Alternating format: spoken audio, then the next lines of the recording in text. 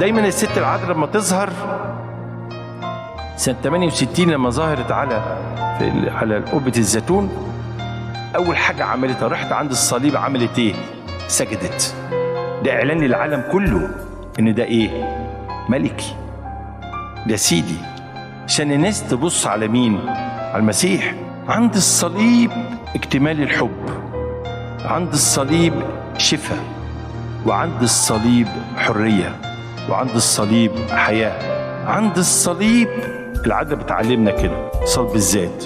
انت عايز تبقى متضع، اقف عند الصليب تتعلم تواضع، تعرف تحب، تعرف تغفر. طب انا مش عارف اقبل اللي حواليا، اقف عند الصليب تقبل، لانه قبل اللص. عند الصليب تاخد كل حاجة.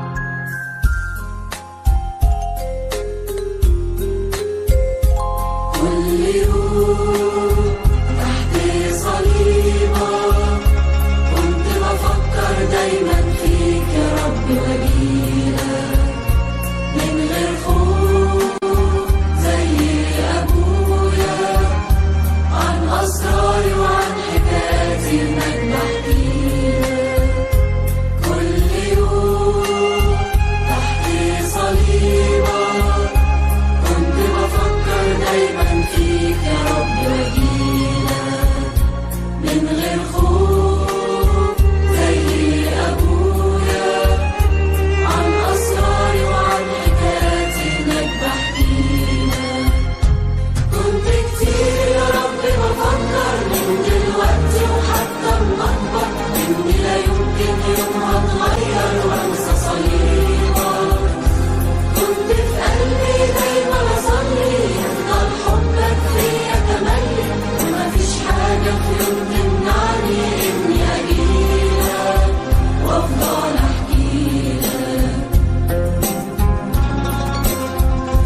وأما كبرت ناديتك تاني، بس لقيت في ايديا يا رب قيود منعاني، حزن وخوف مالي كياني، سجن خطية وحب وشهوة عالم فاني. وأما كبرت ناديتك تاني، بس لقيت في ايديا يا رب قيود منعاني، حزن وخوف مالي كياني، سجن خطية وحب وشهوة عالم فاني. وبقيت تاني يا رب بفكر امتى ارجع لك وازاي بقدر اقعد زي ما كنت صغير تحت صليبك. وبقيت تاني في قلبي بصلي انك تغفر لي وتخلي شهوة قلبي وروحي تملي اني اجيلك وافضل احكيلك.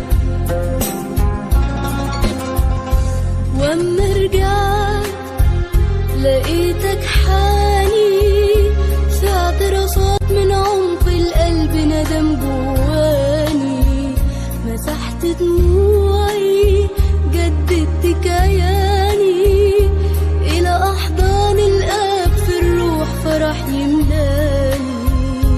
واما رجعت لقيتك حالي، اعترافات من عمق القلب ندم جواني، مسحت دموعي جددت كياني، إلى أحضان الأب في الروح فرح يملاني. وإزاي بقى يا رب هكافئك على غفرانك وعلى رعايتك، آخد كاسك وانشر اسمك في إنجيلك. اديني قوة يا رب أبشر راعة موتك اللي يحرك، قوة دمك اللي يبرر لما أجيلك وأفضل أحكيلك. وافضل احكيلك وافضل احكيلك.